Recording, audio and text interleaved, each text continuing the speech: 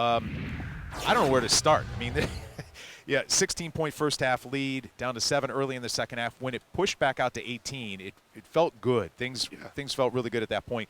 What did you see them do defensively from there on out that really changed the momentum of the game?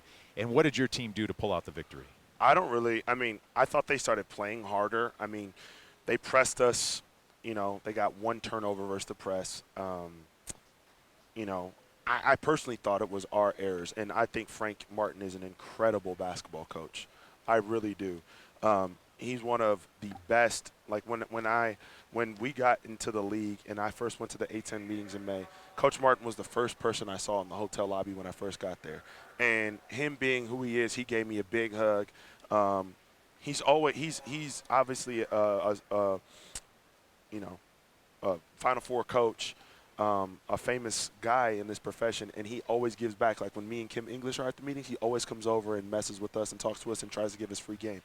So I'm saying all this respectfully to Coach Martin because I really respect what he's done. And what they were able to do tonight without Matt Cross, who's their best player, just shows how good of a coach he is. But I really felt like tonight was self-inflicted from us.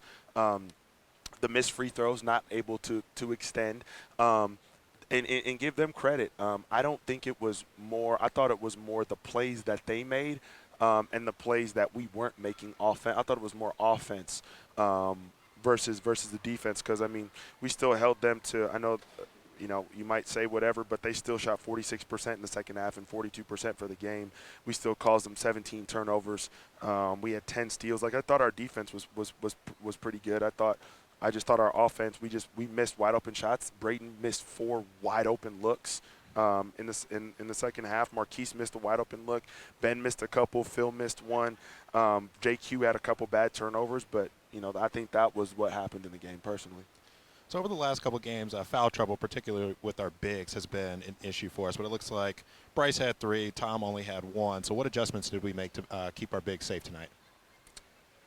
We talked a lot about moving our feet. I thought they were better. I thought, and Phil had 4, but he had one that was not intelligent, that he got 60 feet away from the rim, and that he had another one that I thought that wasn't a charge at all. And so Bryce had a non-intelligent foul on the out of bounds play when he was holding the guy. So I think they're doing a better job tonight. I thought they moved their feet, and those big guys are really physical, and they fight for position all the time. And so because they fight for position all the time, what's going on? Oh, okay. Because they fight for position all the time, it's hard to not get caught up in some battles down there, and I thought our guys did a really good job. Well, you had to grind this thing out down the stretch, and rebounding. They wind up with a 1 rebound advantage. They're a great rebounding team. 10 offensive boards, but 8 for your squad. And then defensively, Coach, a couple of things really pop out. Philip Alston had 4 blocks in this game. And how about Marquise Kennedy? 0 for 3 from the field, but his defense in the second half was really something. Yeah. Marquise is he's such a talented dude, and it's all up to his mindset and his mentality. And, there was a reason what happened in the second half versus Richmond. I'm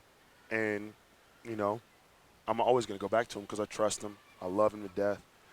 We got a great relationship. We're open. We communicated with him right after the game. And he knew that he needed to make a change. And you saw that change that he made today. And he was a complete difference maker. R.J. Luis is one of the most talented guys. Pound for pound, he's probably top 3 talent in this league. And we put Marquise on him tonight, and Marquise was absolutely fantastic on him. He couldn't get it going.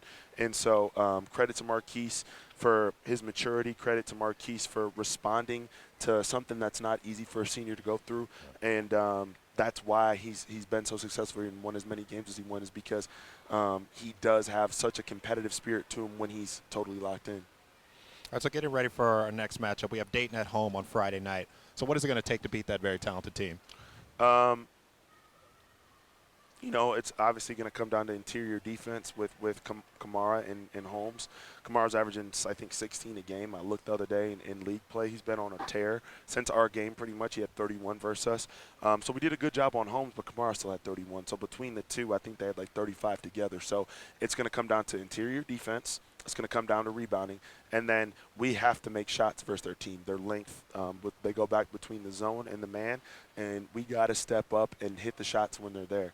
And so those three, we did that for the most part the first game, and if we can do that, like tonight, I mean, how many front ends of 1-and-1s did we miss, and second ends of 1-and-1s, and I mean, if we just made free throws and we shot 34% from three, if we were 10 for 23 and our free throws were, if we got a couple more because of the 1-and-1s and we, shot 80% from the free throw line, I mean, I think this score looks a little bit differently because of the quality of shots we were getting.